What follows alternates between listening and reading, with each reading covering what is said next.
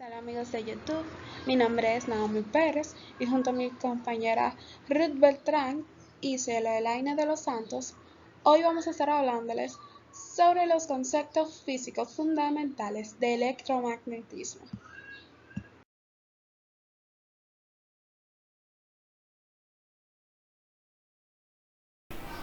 Para empezar, quiero hablarles sobre la electroestática y su desarrollo histórico.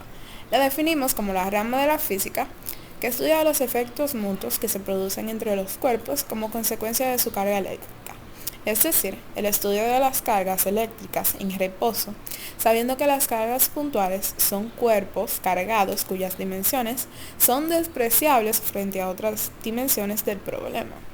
Alrededor del año 600 a.C., el filósofo griego Tales de Mileto, como ven en esta imagen, descubrió que si frotaba un trozo de la resina vegetal fósil llamado ámbar, en griego se conoce como electrón, este cuerpo adquiriría la propiedad de atraer pequeños objetos, tales como la pluma que pueden observar en esta imagen.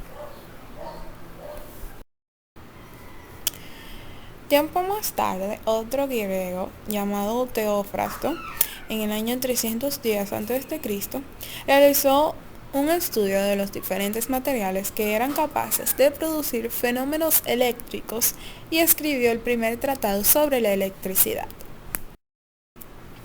A principios del siglo XVII comienzan los primeros estudios sobre la electricidad y el magnetismo, orientados a mejorar la precisión de la navegación con brújulas magnéticas. Alrededor de 1672, el físico alemán Otto von Guericke construye la primera máquina electroestática, capaz de producir y almacenar energía eléctrica estática por rozamiento. Esta máquina, como pueden ver, consistía en una bola de azufre atravesada por una varilla que servía para hacer girar la bola. Las manos aplicadas sobre la bola producían una carga mayor que la conseguida hasta entonces. Ya en 1707, como pueden ver acá, Francis Halswig perfeccionó la máquina de fricción usando una esfera de vidrio. Ahora voy a hablarles sobre la electricidad estática. La palabra estático significa falto de movimiento. Por lo tanto, la electricidad estática se define como una carga eléctrica sin movimiento. Todos los materiales están hechos de átomos, como podemos ver en la imagen. Un átomo es la partícula más pequeña de un material que todavía conserva las propiedades de dicho material. Y cada átomo está formado por un núcleo con carga positiva, alrededor del cual se mueven uno o más electrones negativos. En la imagen podemos visualizar cuáles son sus partes. La electricidad estática es un fenómeno de las superficies que se genera cuando dos o más cuerpos entran en contacto y se separan de nuevo. Esta acción da lugar a una separación o transferencia de electrones negativos de un átomo a otro. El nivel de carga, o sea, la fuerza del campo, depende de varios factores, tales como el material y sus propiedades físicas y eléctricas, la temperatura, la humedad, la presión y la velocidad de separación. Cuanto mayor es la presión o la velocidad de separación, mayor es la carga. La carga electroestática es mayor durante los meses de invierno debido a la baja humedad, y cuando la humedad relativa es alta, algunos materiales pueden absorberla y como consecuencia su superficie puede volverse semiconductiva. ¿Qué es la carga eléctrica? La carga eléctrica es aquella propiedad de determinadas partículas subatómicas que se produce cuando se relacionan unas con otras. Esta interacción es electromagnética y se hace con las cargas positivas y negativas de la partícula. La carga eléctrica es una unidad del Sistema Internacional de Unidades y su unidad de medida es el coulomb, el cual se representa por la letra C. Existen dos tipos de cargas eléctricas, cargas positivas y cargas negativas. Según la ley de Coulomb, se establece que las cargas iguales se repelen y las cargas diferentes se atraen. A la carga positiva se le conoce como protón, A la carga negativa se le conoce como electrón y el neutrón es la partícula que se encuentra sin carga. Ahora vamos a hablar sobre el principio de conservación de la carga. El principio de conservación de la carga establece que no hay destrucción ni creación neta de carga eléctrica y afirma que en todo proceso electromagnético la carga total de un sistema aislado se conserva. Así, en un proceso de transferencia de carga, el número total de protones y electrones no se altera y solo hay una separación de las cargas eléctricas. Por lo tanto, no hay destrucción ni creación de carga eléctrica, es decir, la carga total se conserva tal como lo pensó Benjamin Franklin. Anteriormente les mencionaba la conductividad que pueden poseer algunos materiales. Por eso ahora les voy a explicar detalladamente ¿qué son los materiales aislantes y conductores? Los materiales aislantes son los que impiden el paso de cargas eléctricas. Su principal función es proteger las corrientes eléctricas del contacto con las personas y con otras corrientes.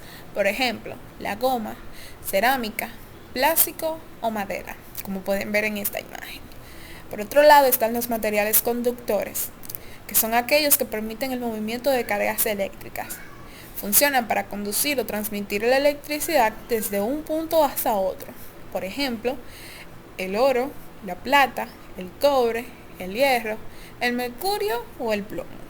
Ahora los dejo con mi compañera Ruth, quien les va a hablar sobre los siguientes términos. Carga inducida. La carga inducida se produce cuando un objeto cargado repele o atrae los electrones de la superficie de un segundo objeto. Esto crea una región en el segundo objeto que está en una mayor carga positiva, creándose una fuerza atractiva entre los objetos. Por ejemplo, cuando se frota un globo, el globo se mantendrá pegado a la pared debido a la fuerza atractiva ejercida por dos superficies con cargas opuestas. La superficie de la pared gana una carga eléctrica inducida por los electrones libres, así por inducción electrostática, una superficie de carga positiva en la pared que atraerá la superficie. Carga por fricción. En la carga por fricción se transfiere gran cantidad de los electrones, porque la fricción aumenta el contacto de un material con el otro. Los electrones más internos de un átomo están fuertemente unidos al núcleo de carga opuesta, pero los más externos de muchos átomos están unidos muy débilmente y pueden desalojarse con facilidad. La fuerza que retienen los electrones exteriores en el átomo varía de una sustancia a otra. Por ejemplo, los electrones son retenidos con mayor fuerza en la resina de la lana y se frota una torta de resina con un tejido de lana bien seco, se transfieren los electrones de lana a la resina. Por consiguiente, la torta de resina queda con un exceso de electrones y se carga negativamente. A su vez, el tejido de lana queda con una deficiencia de electrones y adquiere una carga positiva. Los átomos con deficiencia de electrones son iones positivos, porque al perder electrones que tienen carga negativa, su carga neta resulta positiva. Carga por inducción. Se puede cargar un cuerpo por un procedimiento sencillo que comienza con el acercamiento a él de una varilla de metal aislante cargada, considerándose una esfera conductora no cargada, suspendida de un hilo aislante. Al acercarse a la varilla cargada negativamente, los electrones de conducción que se encuentran en la superficie de la esfera emigran hacia el lado lejano de esta.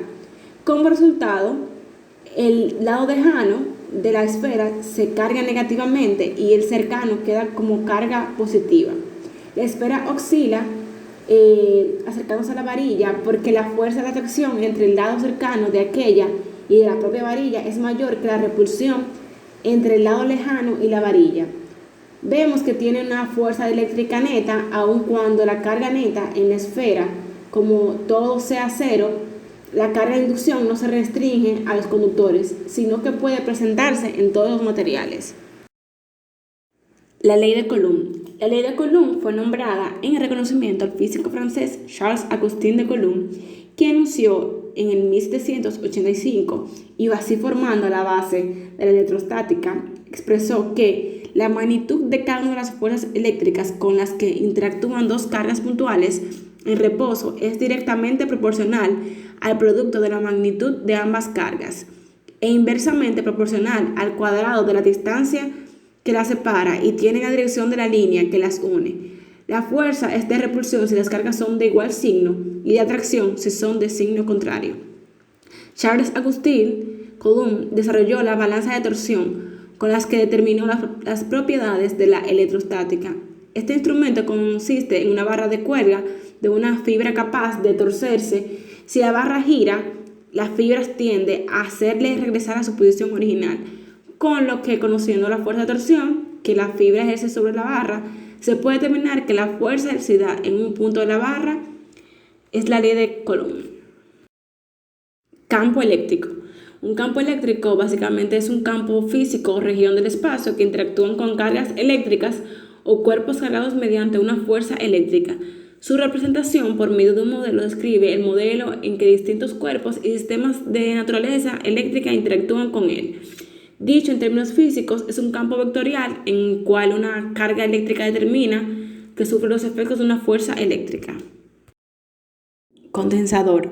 Un condensador eléctrico, también conocido como capacitador, es un dispositivo pasivo utilizando en electricidad y en electrónica capaz de almacenar energía sustentando un campo eléctrico. Está formado por un par de superficies conductoras, generalmente en forma de láminas o placas, en situación de influencia total. Esto es que todas las líneas de campo eléctrico que parten de una van de una a la otra.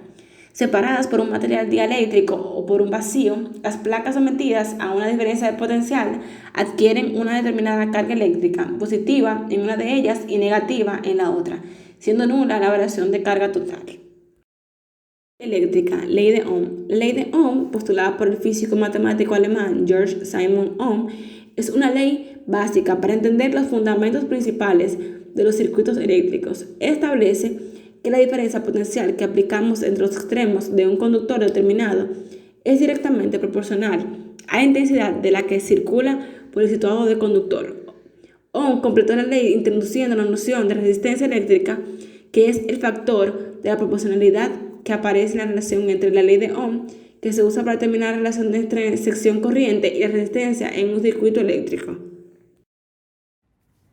La ley de Joule. La ley de Joule nos muestra la relación que existe entre el calor generado por una corriente eléctrica que fluye a través de un conductor, la corriente misma, la resistencia del conductor y el tiempo que la corriente existe. Esta ley lleva el nombre del físico británico James Prescott Joule. Esta ley, a diferencia de la ley de Ohm, que relaciona la corriente y la resistencia, también la relaciona con el tiempo y se expresa por medio de la fórmula Q es igual a I al cuadrado por R por T, donde Q es la cantidad de calor expresada en joules, I es la corriente eléctrica que fluye a través de un conductor expresado en amperios, R es el valor de la resistencia eléctrica presente en el conductor expresado en ohmios, y T es la cantidad de tiempo durante el cual esto ocurre expresado en segundos. La ley de Joule se puede establecer como la cantidad de calor Q que se genera en un conductor de resistencia R cuando una corriente I pasa a través de él por el espacio de tiempo T. Ley de Kirchhoff, o también conocida como ley de nodos o primera ley de Kirchhoff. También se puede encontrar por sus siglas LCK. La ley se basa en el principio de la conservación de la carga, donde la carga es coulombio, es el proceso de la corriente en amperios y el tiempo en segundos. Por definición, un nodo es un punto de una red eléctrica en el cual convergen tres o más conductores.